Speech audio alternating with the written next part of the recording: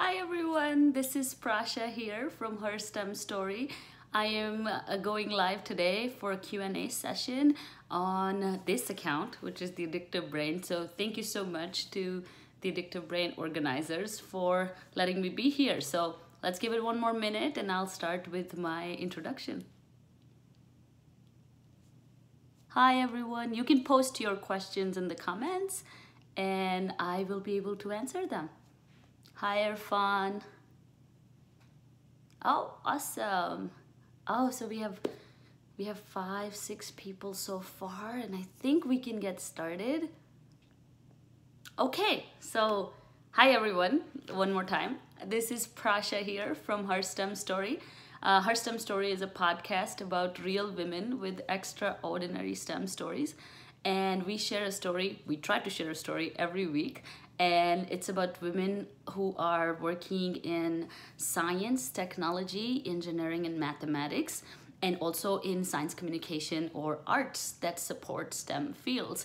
And we interview them, and they're from around the world. And it's been a great journey since we started in December 2017. So a little bit about myself. I moved to the US 6 years ago from India. I grew up in India for all my life, and I went to school for a bachelor's in chemical engineering.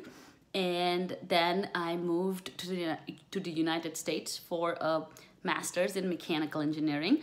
And I was blessed enough to get a job in manufacturing. So currently I work as a quality manager at a factory that makes wire and cable products. So we make extension cords of all kinds, and our industry is more diverse than you would think.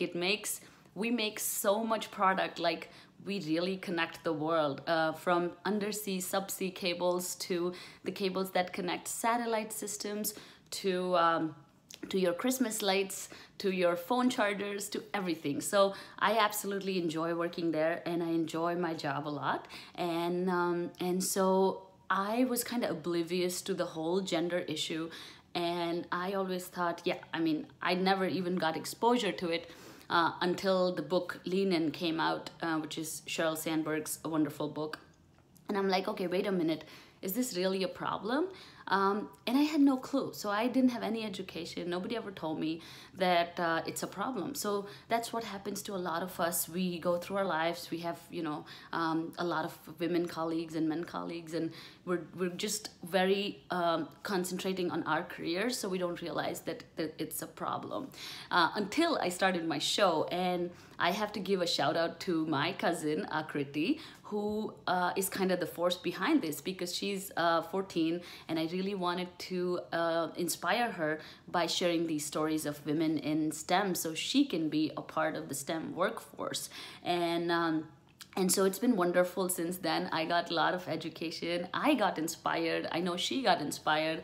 And there's so many other people that we were able to connect with to learn more about this actual issue. So today we're going to talk about how to bridge the gender gap in STEM fields. And I know it's a very wide topic, and I don't plan to bridge the gap just in 1 hour, obviously. But I do want to give you that education that I kind of got in the last whole year. And I also want to give you a few actionable items in the end, which you can use in your workforce.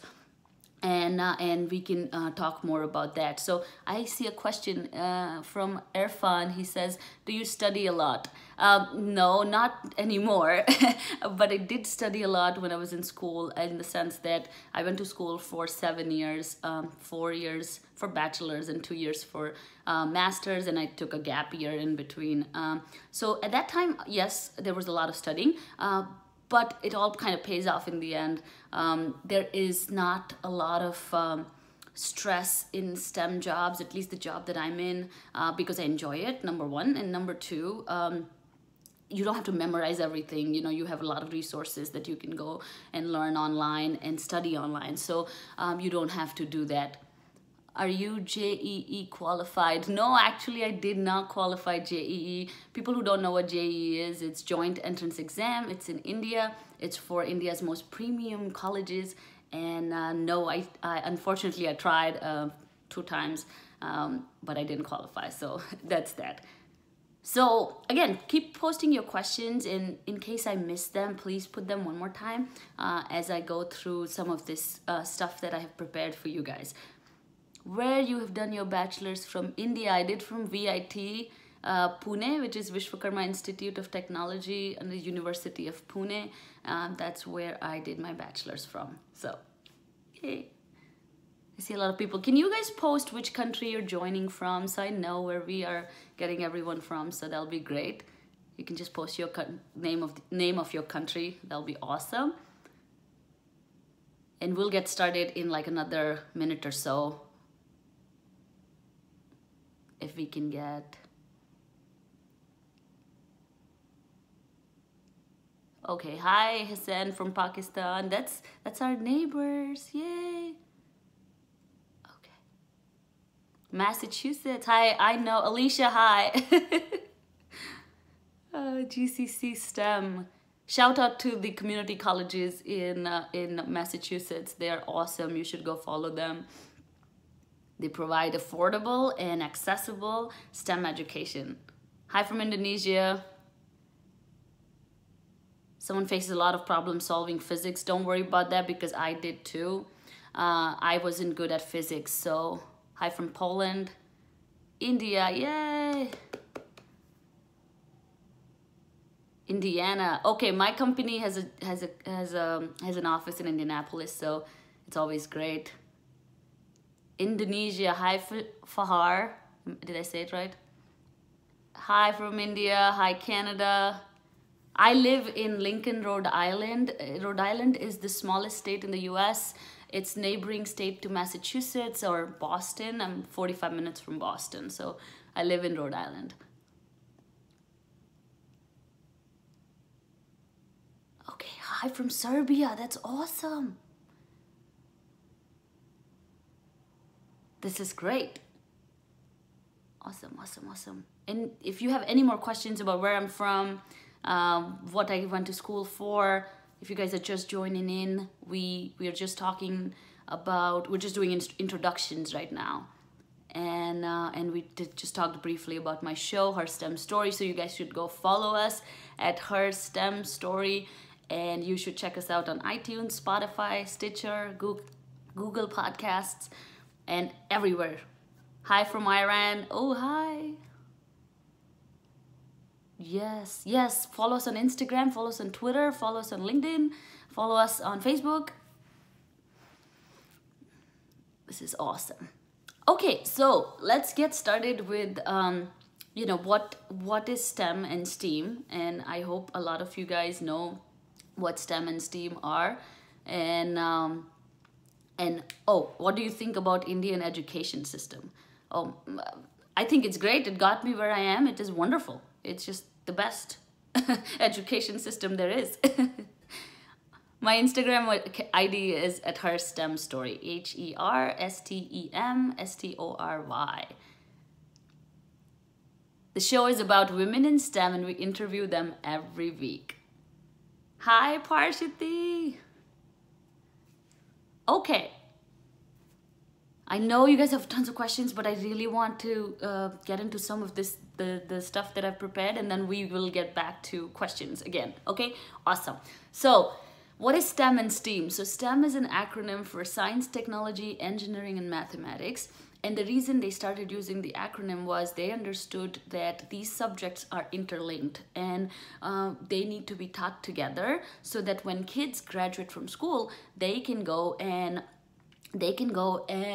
do a better job in the real world with their skills, which is connecting science, technology, engineering, mathematics, and seeing a trend in all four courses together. Now, science is basically the discovery of basics of like physics, science, chemistry, engineering, I mean not engineering, but life sciences or physical sciences. And then technology is what kind of connects and turns those concepts so that we can use them. And so does engineering. So for example, if you learned some laws of physics and stuff, and those are just science, but the civil engineers who build bridges using those laws or concepts are engineers. So engineers and technologists are bringing all these scientific discoveries to our daily life, and that's why they are all so connected. And math is kind of like the common theme. It's like a common thread in between all these different aspects of STEM, because mathematics is important when you are solving really complex problems and really complex issues. And you know, statistics is obviously such an important pillar for modern development that we can't ignore mathematics. So mathematics is also a huge part of it. And nowadays, they've also added an A in there, which is STEAM. And A stands for arts. And that is because whatever we are doing in STEM has to be communicated to people who are going to use it, right? So you're not going to buy an iPhone if nobody tells you that, hey, look at this iPhone and this is why you should buy it. And so communication is a huge part of making progress in STEM fields. So for example, all these researchers who are trying to cure cancer are only going to be able to cure cancer if they have enough funding. How are they going to get enough funding? Only if they can explain what are they trying to solve and what are they trying to do to investors, which is more like NSF, like big grant organizations or companies. But if they don't know what they're doing, if they can't communicate what they're doing, they can probably know it, but if they can't communicate it in easy language, then it's difficult for anyone to invest their money in it. So that is the reason communication is such a big part of STEM or STEAM. So that's STEM. And India, actually, because we have so many people from India right now, they are just accepting this concept. They're also building that concept in their curriculums in India. I actually got in touch with someone from India called the STEM Alliance of India, and I'm thinking, I was so proud that, you know, they are doing such a great job of actually bringing this concept of teaching these courses together in Indian classrooms as well. So this is a new concept. It's probably a decade or so old, and it's just growing.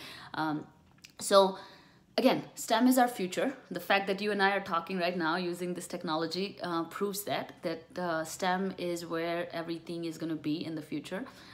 It's such an important field that we can't afford not to have enough representation in STEM fields. So STEM revolution is actually the biggest revolution after Industrial Revolution.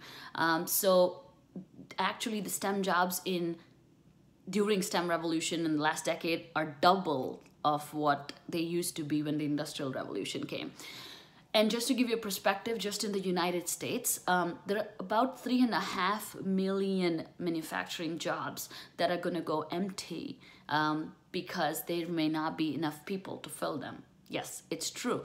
And there's even more, so like another 3 million or so that are going to go unfilled in tech jobs by 2020. So not too long from now, another 2-3 years, we're not going to have enough people to work in STEM fields. And part of the problem is that women are dropping out of STEM fields. So for example, and this is actual statistics from the National Collaborative Project for Girls and Women. This statistic is that about 57 to 58% women get a degree in STEM, but only 24% work in STEM.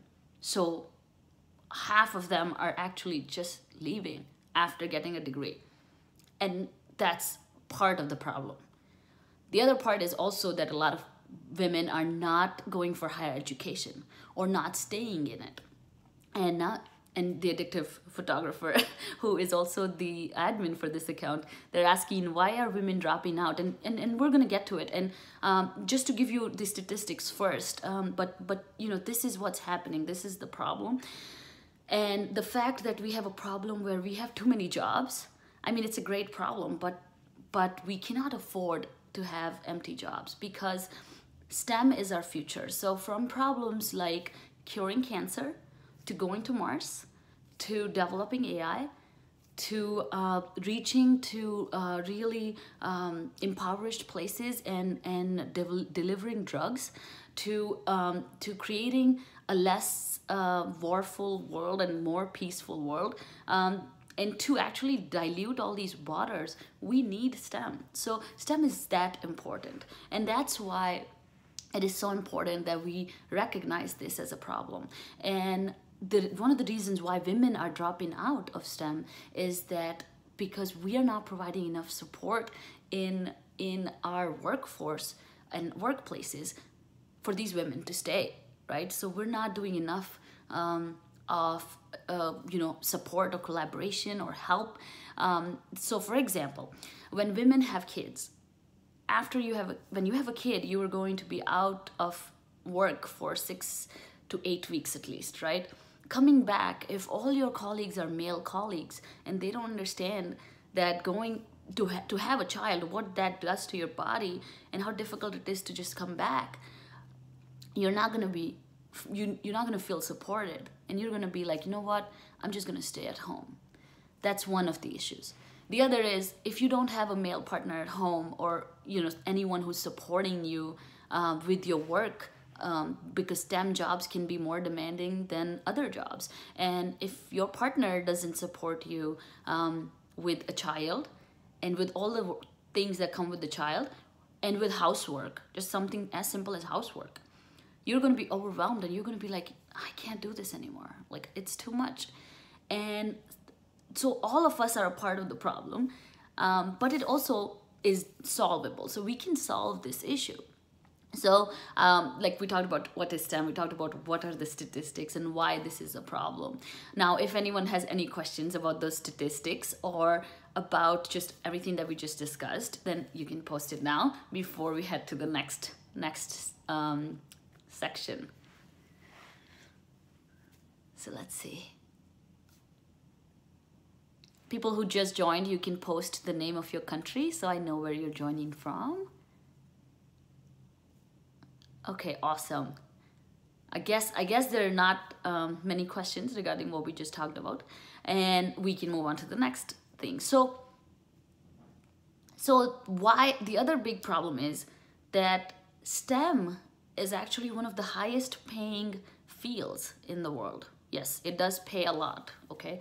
And statistics tell us that STEM fields and STEM jobs make up to 20% more money than any other non-STEM jobs. So just think about it. The economical benefit of being in STEM is, like, we can't ignore it. So it is such a great thing, because as much as we want to call money like, oh, I don't want money, I don't want too much money, or, there is some social beliefs around money. But money is the only way to grow and to develop your community, to give back, to make the world a better place. You need money as a tool to achieve all these things. And there are a lot of communities that have actually come up and improved and have been given a chance at a seat at the table because of their education. And again, education and money is kind of related, and STEM is a great example for it. And that's more the reason we need women to be in STEM, because women need to be financially independent so that they can make more stronger decisions. They can be better mothers. You can give your kids a better life, and you're not dependent on anyone for money. And you can do all the great things that you want to do with your money. So a great example is my own story, right? So I come from India, and I come from a middle-class family in India. I grew up when I was little, I grew up in like a 350 square foot apartment. And we had everything that we needed, but we didn't have everything, right? So we still had things that we couldn't buy or couldn't get. And my mother, where she came from, was, even more. She had even less when she was growing up. But it's a great example that she went to school and she did well for herself, and she was financially independent, and she taught us to be independent. And today that I'm in America and I'm doing things that I really wanted to do, like talking to you guys right now and being at a job that gives me, a lot of joy, but also a lot of respect and actually a seat at the table. Being a manager and being in leadership roles is my way to helping the next generation. And it's a great thing, but that's a great example of how we can grow from the economical benefits of STEM. So that's also a very important thing to think about. Now, the other thing is that there is underrepresentation in STEM, not just women, but women of color and women of underrepresented communities. Now, if we don't give these people the opportunity to be a part of something like STEM, then we don't give them the opportunity to grow, right? If they don't grow economically, their communities don't grow economically. And that's more so the reason we need to spread this message of having more people join the STEM workforce, and especially women join the STEM workforce. So in the past, when humans used to fight more than now, I know it's difficult to understand, but World War, like World War I and II, when there were huge wars in the world, men would go and fight and women would have to work, okay? Unfortunately and fortunately, we have not had those kinds of wars, which is a great thing. But that also means that men didn't go anywhere and women didn't get a chance to join the workforce. Now we're requesting women to join the workforce because we are at war with bigger enemies like cancer, like global warming, like underrepresented communities and how we treat them, and human rights. So again, our problems are bigger and our enemies are different. So we all need to join forces to actually help solve these problems. So that's a few pointers on why women in STEM are so important. Now, if you guys have any questions, please post those. And then everyone who's just joining, tell us the name of your country so we know where you're from and we can say hi. Questions, questions, questions. While we're talking about countries, you guys should definitely check out the show, my show, Her STEM Story, because we interview women from around the world. And it's fascinating how this problem is not just a problem of one country. This is everywhere. And it's incredible all the great work that people are doing around the world. So hi Ritul from India. Hi, Safe Place for Kids. Where are you joining us from? Hi Jane. Mauritius. Wow, beautiful country. Never been, would love to go.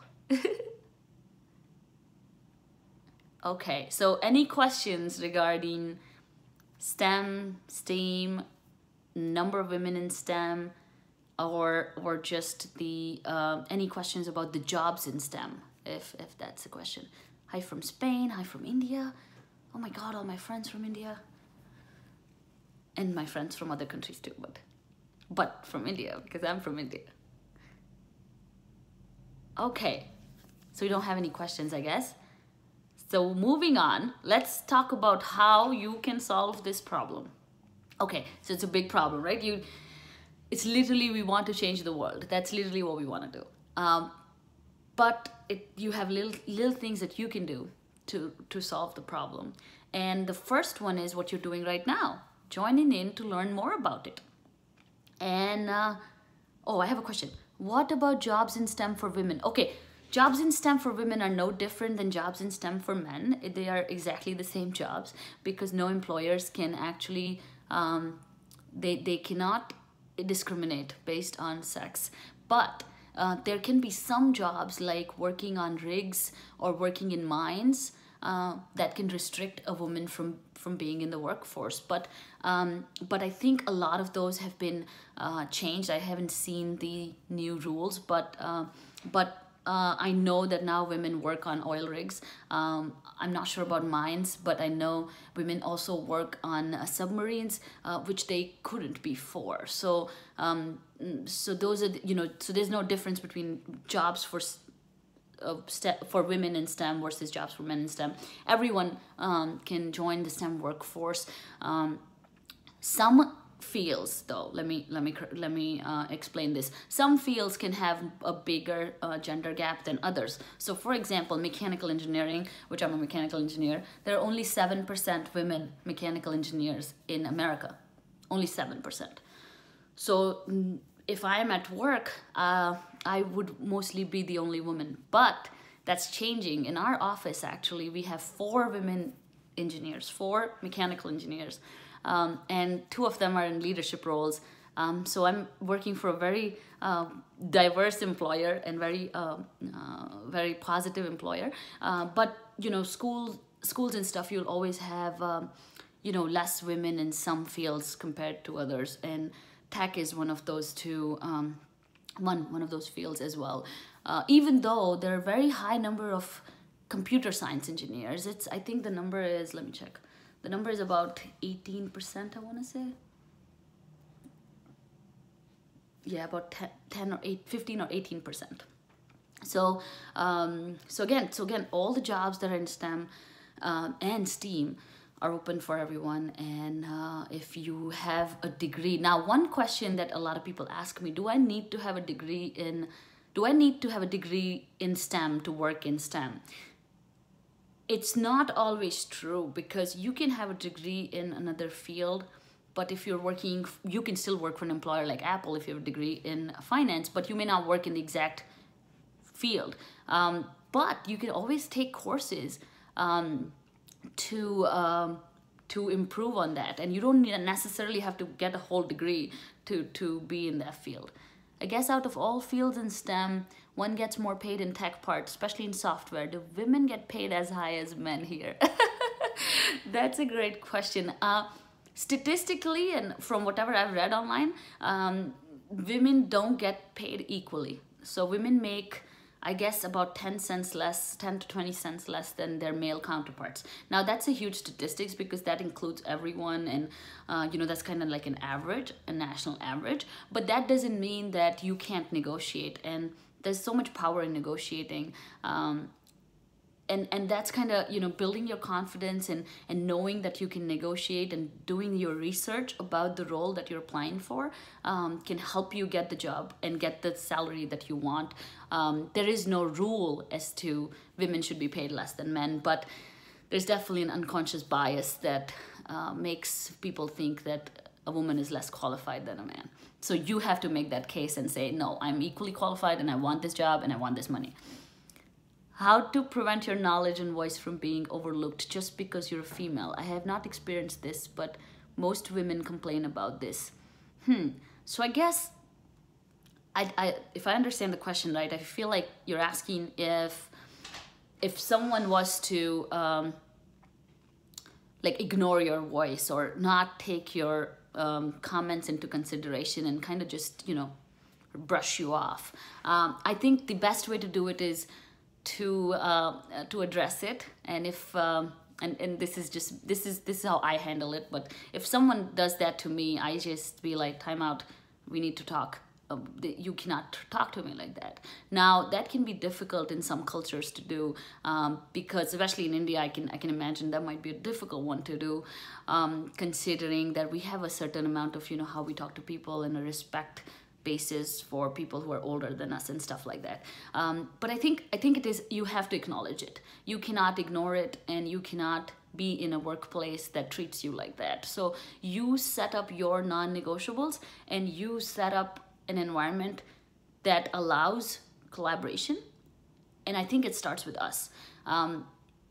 But it also starts with the employers. They need to understand the way they're treating women in their workplace. So I think it's a bigger issue to solve, but to do something little, just acknowledge it. Just say, hey, you talked to me like that day, I didn't like it. And whenever you speak up, make sure that you have enough data and things to back you up with. So in environments like toxic environments like that, people may expect more evidence from you than they would expect from a male counterpart.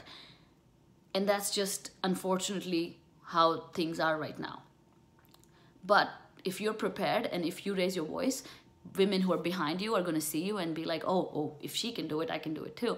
And this person will think twice before saying anything. So so definitely, try to raise your voice wherever you can, and however little you can, so that you can get something great out of it. So I hope I answered it right.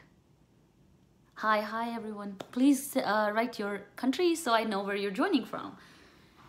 And please tell me if you have any questions about women in STEM jobs, why you should care about this problem, and we can get started with how you can solve this problem. Yes, that's where we were.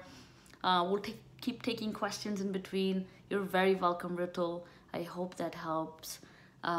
Okay, so we'll start with, again, we were talking about how you can help solve this problem right from where you are, just where you're sitting. First thing is educate yourself. That's exactly what you guys are doing. So round of applause. Thank you so much. You're educating yourself to understand the problem. You're tuning in to understand why the hell is this word so important? Why does it matter? So that's number one. Now you understand, hopefully you understand that it's more complex and critical than you thought. It is not about feminism. It is not about just one gender over the other.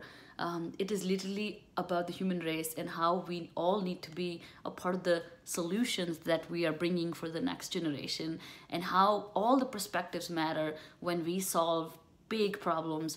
Like, again, my favorite is curing cancer, because I lost a lot of relatives to cancer, so including my father. So I feel like if we are leaving jobs empty, and if we don't have enough people solving this problem, then someone else is going to lose their father, and I don't want that to happen. So we have to understand that it's not about just a gender or just one community. It's about all of us. And actually, it's likely to be declared as a crisis in the US, as a job crisis, in another couple of years or so, if it is not resolved. So yes, it's a bigger problem. That's number one. And the other thing you can do is actually educate your peers and talk to them about it and say, hey, I heard this talk and I read about this and I didn't know it was such a big problem. So just to get the dialogue started is going to be very helpful. Hi from Illinois, sorry. Hi, Meg, thank you for joining us.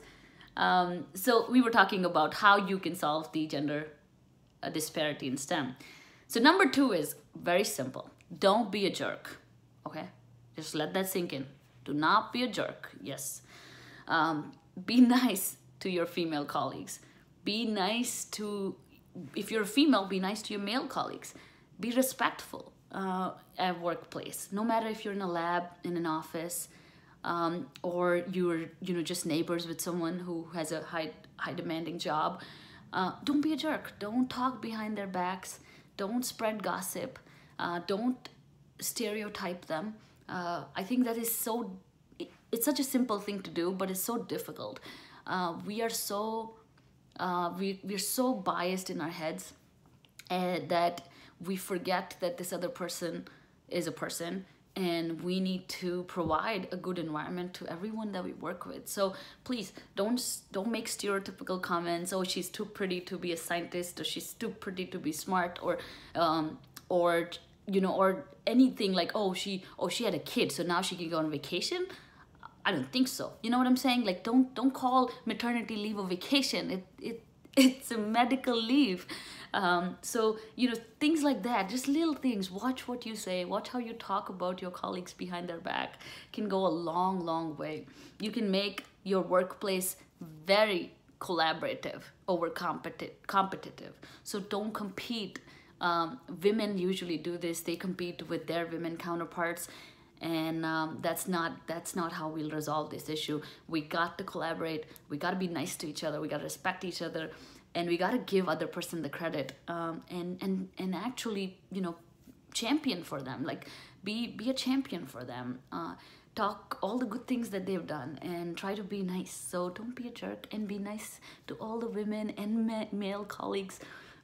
One thing that women can do is stop saying, I would much rather have an all-male team than an all-female team. Please do not say that. I used to say that too a couple of years ago, but that's horrible. Just don't say that. And try to understand why you're saying that and how you can change it. You don't have to like the people you work with. Like, you don't have to be friends with them. Like, but you have to be respectful, and you have to give them the credit, and you have to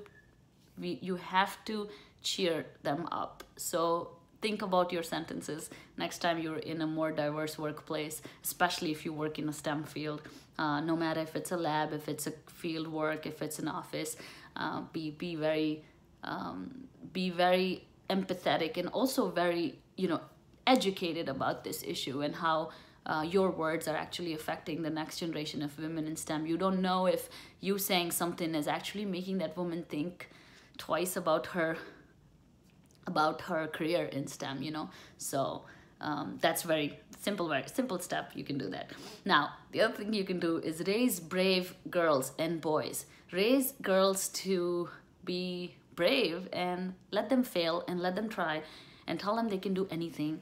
Let them hold that screwdriver when you're fixing something, or let them see all the shows in Discovery. A little story, my dad and I used to watch How It's Made on Discovery Channel, and that's the reason I always wanted to work in a factory. And he never told me that because you're a girl you can't work in a factory. He actually told me you should work in a factory and you should be a CEO of a company. And you know, so talk to your kids like that. Give them hope, give them dreams. Don't stereotype them. Don't stereotype or label toys or books or clothes or, you know, things that can demoralize them or make them think that they may not be good enough for one toy versus the other. There's actually a book by Angela Sani called Inferior, and she talks about how there was a study done on infants, on newborn babies, and they tried to show them different pictures and how like their brains are so pure and so like they have no preconceived notions. It's the society that makes us believe one versus other, and both babies are born with the same brain size and everything is the same between a girl baby and a boy baby. So it's the society that kind of changes us as we grow. So make sure that you try to protect your kids from those biases and give them, you know, a lot of opportunities so they can explore and be whoever they want to be. It doesn't have to be STEM, but it should be anything that they want to be, but you play a big role in their success by setting them up without stereotypical comments, toys, or just education about, you know, gender issues. So that's number 3. And number 4 is my favorite, which is share your stories. So if you're in STEM, please share your stories. And if you're a woman in STEM, you should definitely share your stories however you can. It can literally be telling your colleague about how you got to where you are. It could literally be telling your family, hey, I am the only woman in my office and this is what I feel. It could literally be sharing these as bedtime stories for your kids and telling them what you liked as a kid. And that those are the things I think are so important. If we share our stories and accept that we are doing our part in resolving the problem, that will be incredible. And if you think that you don't have a story, which happens all the time, please don't think that. Take a piece of paper, go back 10 years and try to write down all the achievements and all the failures that you've had, and you have your story. And so that's why stories are so important. And if you share more, then the other women and other girls would know that there are more women in STEM than they thought, and there'll be diverse stories. So a girl in India will be able to maybe look at me and say, hey, I can be an engineer if she can be. And then if we have more diverse stories, people from everywhere can look up to other women and feel like they can do what they're doing. So again, stories are important because we're setting up positive role models and banishing negative stereotypes. And I hope that, you know, you guys head over to my Instagram and my show at Her STEM Story and listen to 37 wonderful women in STEM stories from around the world. We come back next week on January 8th with a brand new episode. And actually a very interesting series. So just tune in to Her STEM Story and make sure you listen to our show to learn more about the gender issue and learn more about all the great things that women are doing around the world. So that's pretty much all I had, but I'm going to take questions. If there are any questions, please post them. Tell me which country you're joining from. We have another maybe 10 minutes before we log off. So I'm super excited to get a conversation started here, and that will be wonderful. So hi Avijit, hi Dinosaur Podcast, and Siddharth, hi. Hi, enjoy the chemistry. Oh, I love that name. So, do we have any questions? Let's go, let's go. See, I love talking, so I'll keep talking forever. And what do you think about quotas? Okay, so this is an issue in India. In India, we have a lot of reservation, which means that people from lower caste system, because India has a infamous caste system, are given a quota, which means they are given a certain number of seats in entrance exams and in actually college admissions, jobs, and stuff like that. Now, this was started 60 years ago, 70 years ago, to bring the underrepresented community at par with everyone. Over time, the idea was that it will be removed and everyone will have equal opportunity. Unfortunately, with politics, it got worse. And the situation today is that people who are not from any category, which means if you're not a backward class, if you're not, underrepresented, or if you don't qualify for those categories, you are only qualified for maybe 25% of the seats. So if a college is going to take 100 people in a class, you only qualify for 20 seats. And there can be hundreds of people who are applying for those 20 seats. So it's a very frustrating situation for people who are not from those communities. And unfortunately, I left India 6 years ago, so I don't know the current situation. But I think I do see the benefit of it. I feel like, okay, yeah, it was needed at the time because those castes were ignored for so long. But I think it's time to reevaluate it, and the government should definitely look into it and reevaluate that situation. It shouldn't be about the votes anymore. It should be about merit, especially when it comes to medical fields.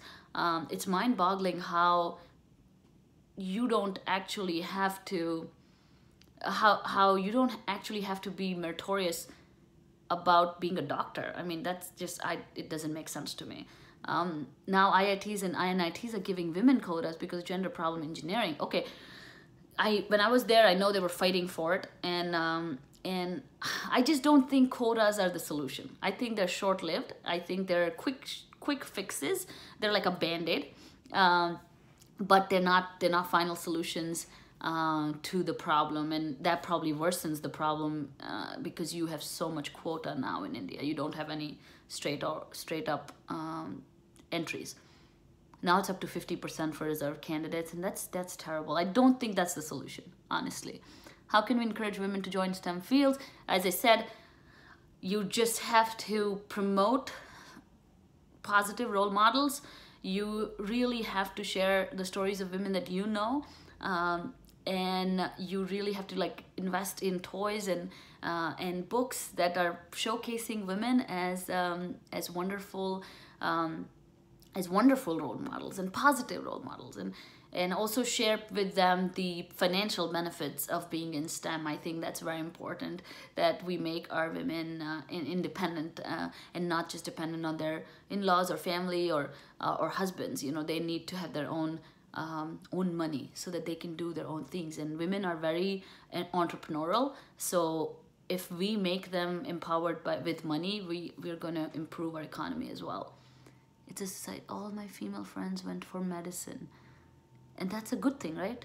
Isn't that a good thing, Avijit? I think that's a good thing, that all your female friends are in medicine. And it's an interesting thing, actually. In India, there are more females who join medical fields. It's really interesting. And also, a lot of women are in engineering also. So I think every country has a different kind of statistical breakdown of the issue. But I think overall, it's more so making our homes and our offices more inclusive, and understanding the issues that women have that can keep them away from coming back to work, or that can make their work life terrible in general. So, any more questions? Hi, Vidal.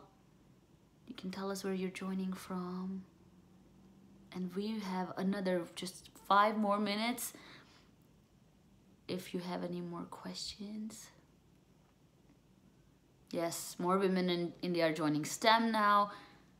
See, when I was in India, and this is interesting, when I was in India, if I told someone I'm an engineer, that was okay, because in India, it's like, okay, you only have engineering or medical if you're even slightly good at science or maths. So it was never like oh my God, you're an engineer. I come to America and I meet so many people. When I tell them I'm an engineer and I'm a mechanical engineer, oh my God, you should see their face. Like they go, oh my God, I didn't know women did mechanical engineering, and I haven't met any mechanical engineers. So I feel like in some senses, Indian society is doing much better than the American society, at least in that realm. So, okay. I guess I'm not seeing any more questions.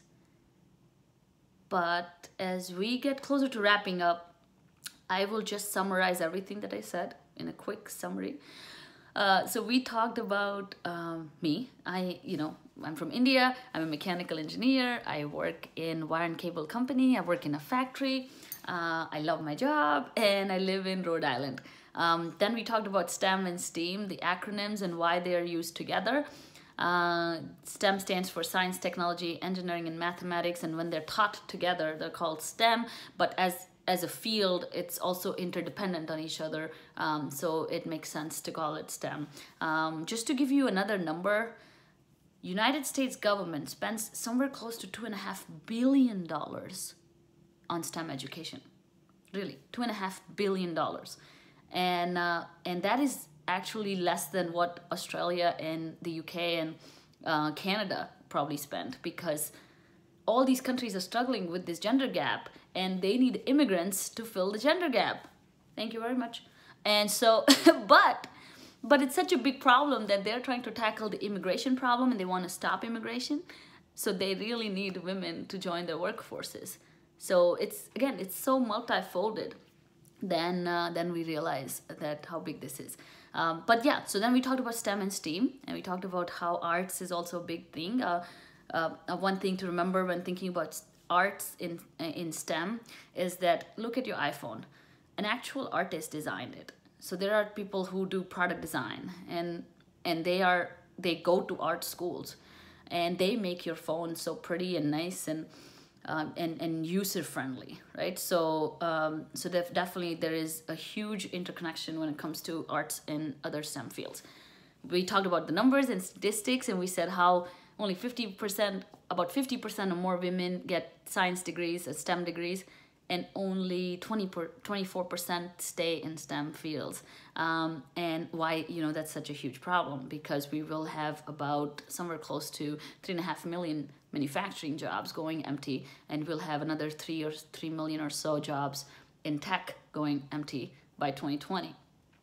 And these are all the statistics I pulled online from the U.S.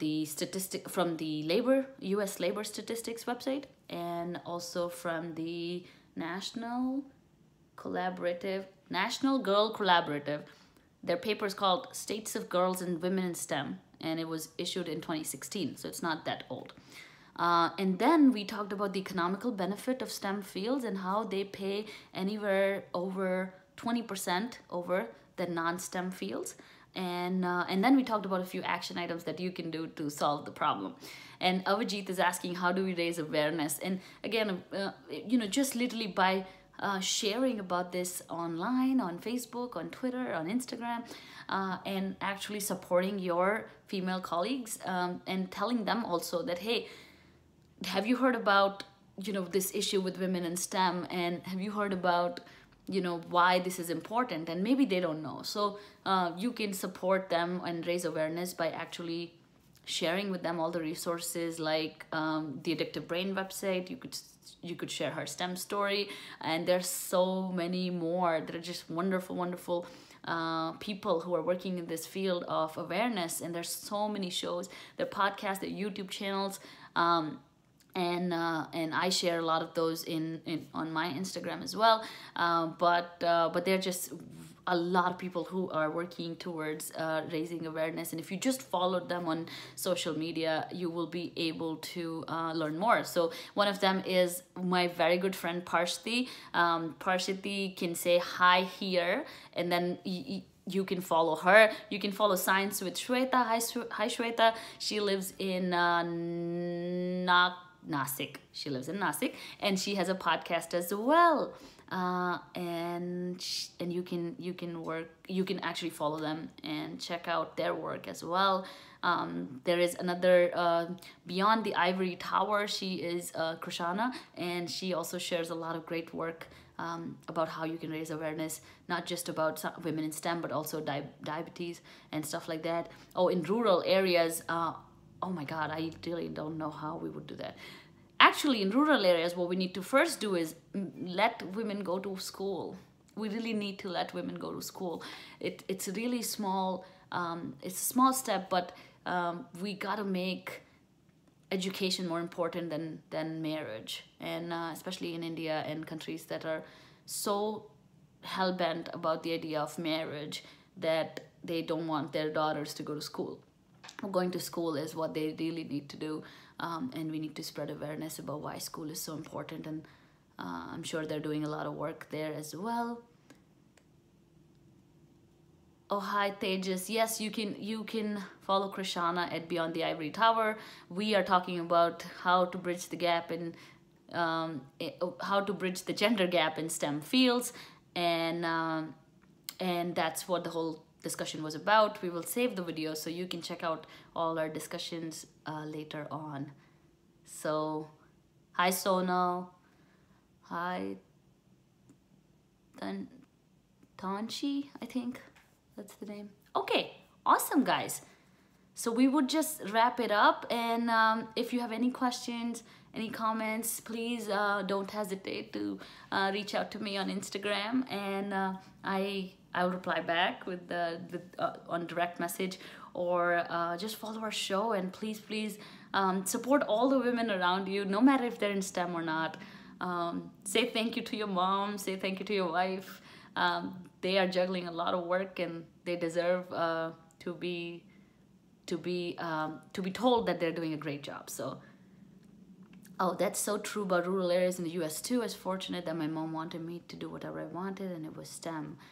Oh, that's awesome, Meg. I know parents, I think, are such a big influence in everyone's lives, and if they did, we will be able to get a lot of traction if we had good upbringing, and we had a lot of people interested in this. And again, that's why we're talking about it, because we want people to know that what is STEM and why you should be a part of it, and why women should be a huge part of it. So thank you so much again, guys.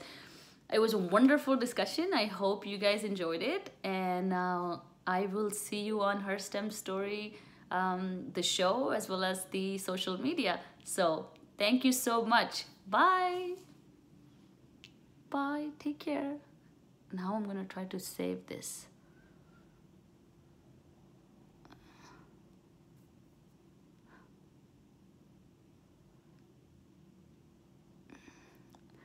Okay, I have a question for the Addictive Brain photographer, because now I'm a little worried. If I end this, it will show me a save link profile, right? I will just post my Instagram handle here. Till then.